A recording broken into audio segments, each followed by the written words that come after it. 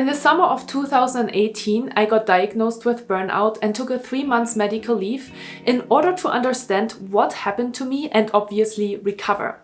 So in today's video, I want to talk with you all about burnout. I want to talk with you about what burnout is, how you can diagnose it, and how you can obviously overcome burnout in the workplace. How you can speak to your manager if you are experiencing signs of burnout, and if you need to leave your job in order to recover from burnout. So I would say, let's get started. Hi, and welcome back to my YouTube channel. My name is Julia Arndt and I'm a peak performance coach and stress management trainer, and I'm very excited that you're watching this video today because today I want to talk with you all about burnout.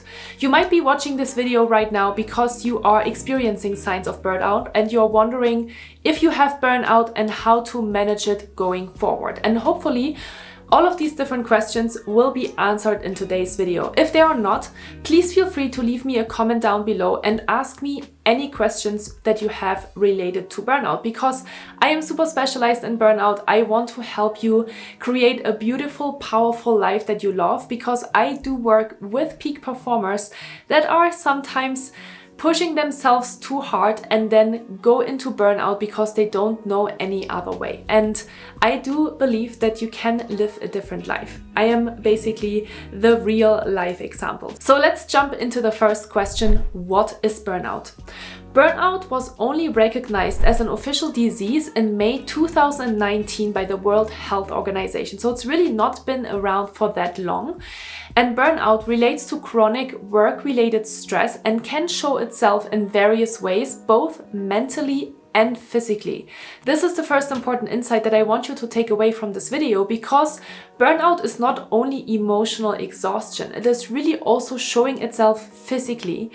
Like, for example, you might experience digestion issues or difficulty to concentrate or sleep problems, or you're constantly getting sick, right? Your immune system is really low. All of these things can be signs that you are experiencing too high levels of stress on a regular basis, and you need to start taking care of yourself. There are 3 main factors that identify burnout, so I want to talk with you about those 3 factors. The first one is depersonalization. So instead of being super invested in your job, you are actually taking more and more steps away and you are not feeling invested in your job anymore. The biggest sign that I had when I experienced burnout was that I just did not feel like myself anymore. And then when I read about this factor of depersonalization, it totally clicked with me. It totally made sense, because I totally depersonalized myself from my work, but also honestly from my other environment, because people couldn't really relate what I was going through and I felt really alone in that experience. So depersonalization is the first factor. The second one is a decreased sense of accomplishment. So you might be working harder and harder and harder, but you feel like you're not really accomplishing anything, and you're constantly looking into the external environment to validate you. But if you're not getting that validation, you feel really low and you feel like your self-esteem and your confidence is decreasing, which can be a really good indication for burnout as well. And finally, the factor that I already mentioned is emotional exhaustion. So being emotionally exhausted, feeling numb, feeling like you are not connected anymore with your life or with your job is also a factor of burnout, or a sign that you are experiencing burnout. And this is the first insight that I wanted to share with you, just so you know what we are talking about. So you know now what burnout is and the 3 main factors of burnout. But now I want to dive with you even deeper. I want to talk with you about how can you diagnose burnout. So let's jump into that next question. How can you diagnose burnout? Based on a questionnaire that was adapted from the Burnout Risk Index from the University of Berkeley, there are 8 statements that I would like to share with you. And so take a piece of paper and a pen and just count the number of times you would say yes to these statements. 2 things to mention here. Number 1, it is obviously super important that you are honest with yourself. And number 2, all of these statements relate to your experience over the last 2 weeks. So let's jump into these 8 statements and you check in with yourself how often you would say yes to the following statements. Number 1, You often feel that you are unable to control the important things in your life. Yes or no? Number 2. In the last 2 weeks, you find it difficult to completely disconnect and switch off from work in the evenings. Number 3. In the last 2 weeks, you often feel overextended, like you are spreading yourself too thin and things are falling through the cracks. Number 4. In the last 2 weeks, after a day of work, you often find yourself drained physically and emotionally. Number 5. In the last 2 weeks, you feel tired when you wake up in the morning, dreading another full day of work. Number 6. You find yourself less excited and engaged with your job. Number 7. In the last 2 weeks, you worry that your job makes you more harsh and less compassionate with others. And number 8, in the last 2 weeks, you often feel like you are achieving less than you should. So feel free, obviously, to pause the video here, look at those 8 statements and look at how often would you say yes to these statements over the last 2 weeks. And then obviously count the number of yeses and see what your burnout score is.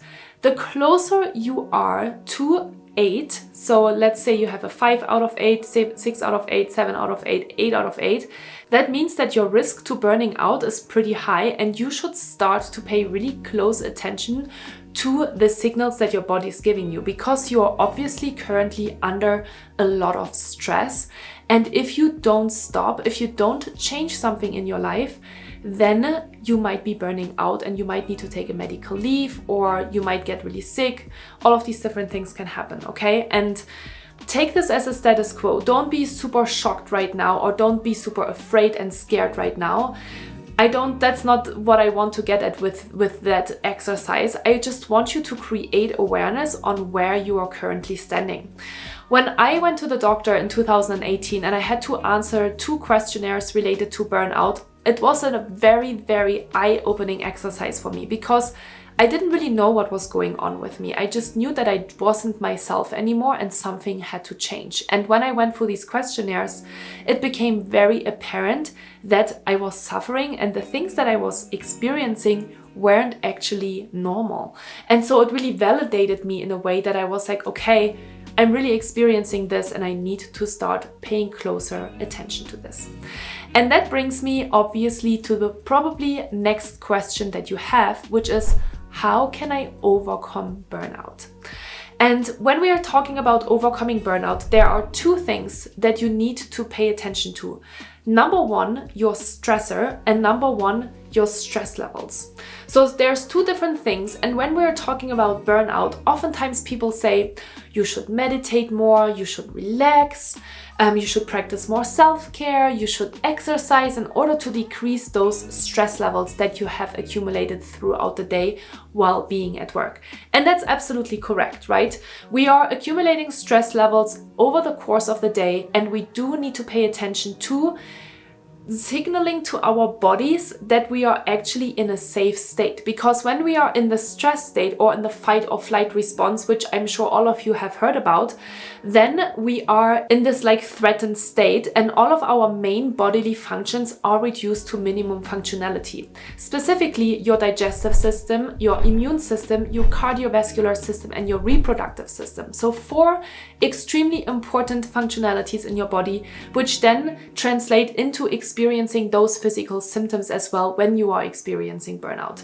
And in order to signal to your body that you're actually safe and that your body and that your nervous system can go back to normal functionality, you need to signal to your body that you're in a safe state. And that's why we are talking oftentimes about self-care, meditation, exercise, relaxation, breathing, yoga, all of these different things. And they're all amazing tools to manage your stress levels. And I highly encourage you to do that on a daily basis in order to breathe and relax and signal to your body, hey, everything is okay.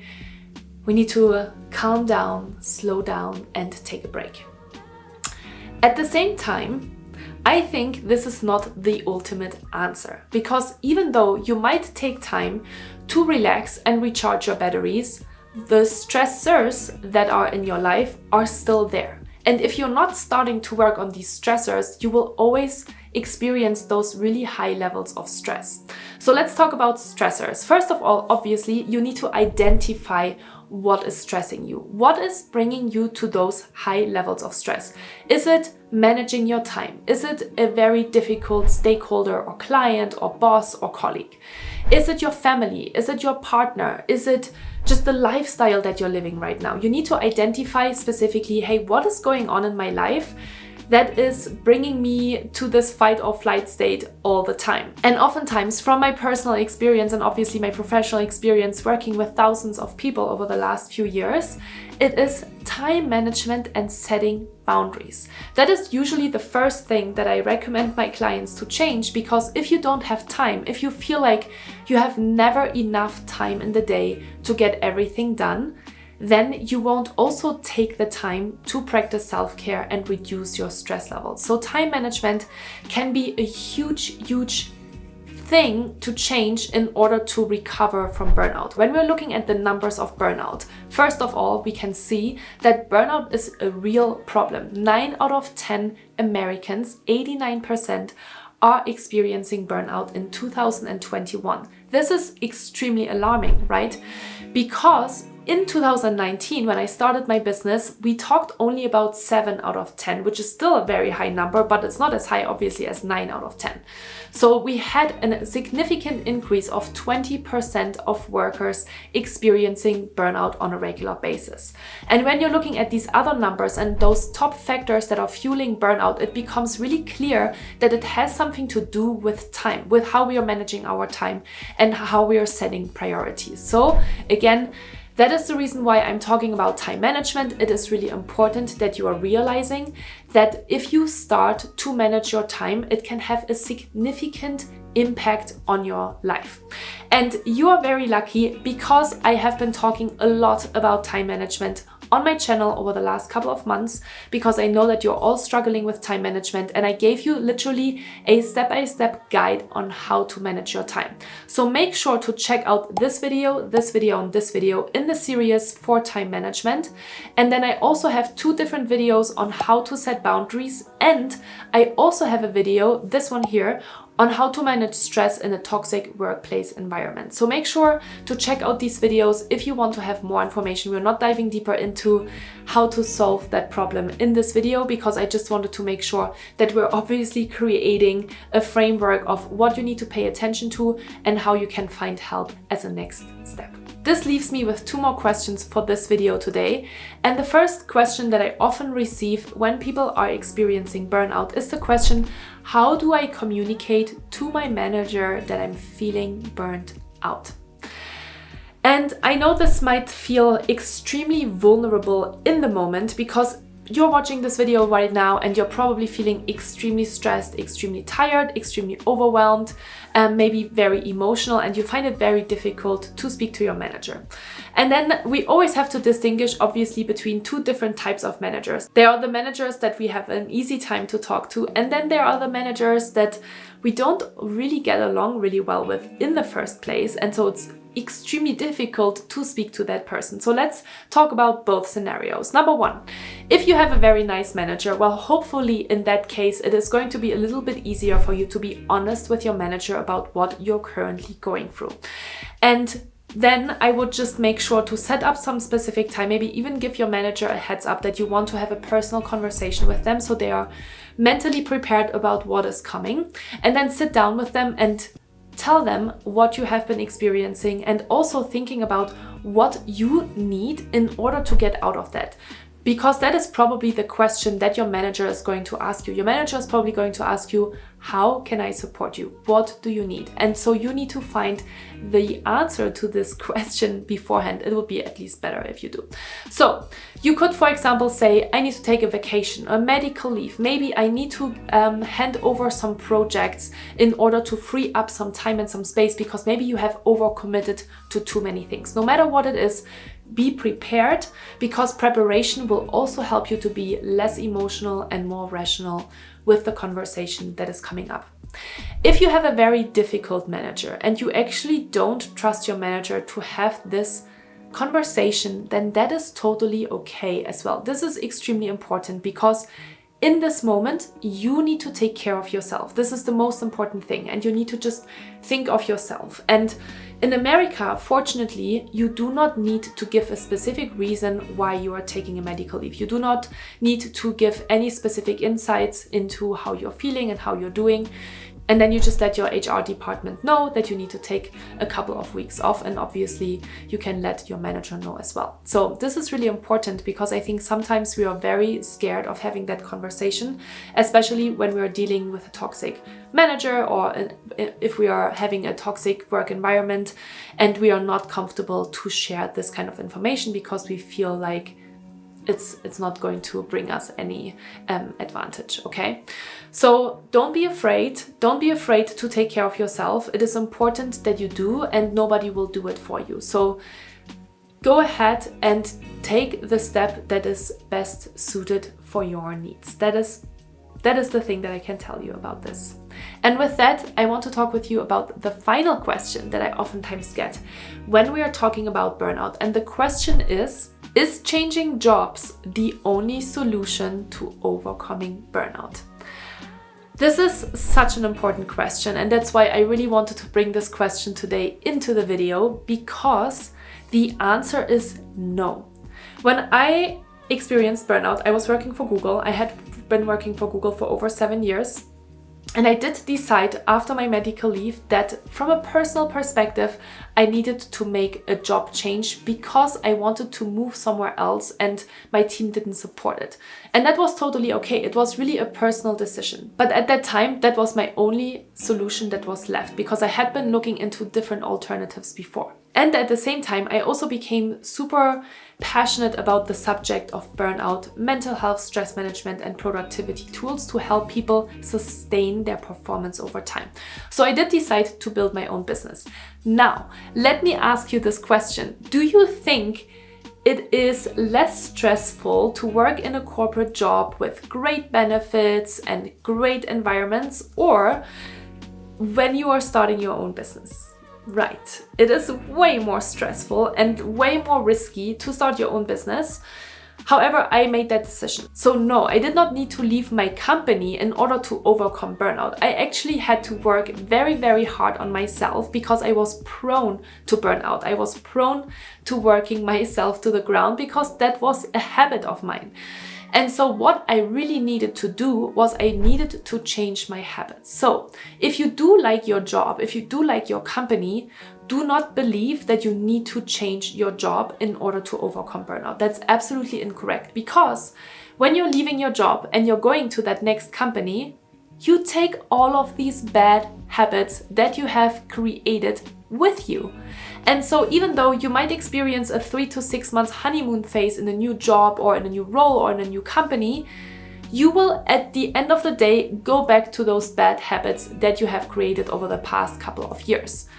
So it is really important that you realize that you need to start making specific changes to your habits and to your routines in order to create a more sustainable lifestyle. So that goes back to creating self-care times, creating better time management schedules, creating better calendars, setting better boundaries, shifting your mindset, right? There's all these different things that we need to work on in order to create a better balance for ourselves. The reason why I built the peak performance method is exactly for that reason, because I want to help people understand what kind of habits they need to work on in order to build that sustainable lifestyle. So if you're curious to learn more about the peak performance method and those 9 components that are necessary in order to build the life that you love, feel free to check out my website. I will link it down here in the show notes. So yeah, my final words to burnout are that you have a choice. I think this is the most important thing that I would love you to take away from this video today. You have a choice. We oftentimes think, I don't have a choice. I need to stay in this job because I need to make money. I need to say yes to all of these different meetings because I don't have a choice, because people expect that of me. But you need to realize that you have a choice. You are making decisions and you need to make a choice and think about What is it that is really important for you? And then you need to take the responsibility of the choices that you are making. And at the end of the day, we are all adults and we know what is good for us and what is not so good for us. And sometimes we need to learn the hard way, which is totally okay, but it doesn't mean that we cannot change it. So, I hope that you found this video helpful. I would really, really appreciate it if you give me a thumbs up on the video. Leave me a comment down below if you have any other questions or if you want to share anything with us that you're struggling with at the moment. And I'm super happy to dive with you into more specific questions around burnout. But for now, thank you so much for watching. I wish you all the best and I hope to see you in the next video.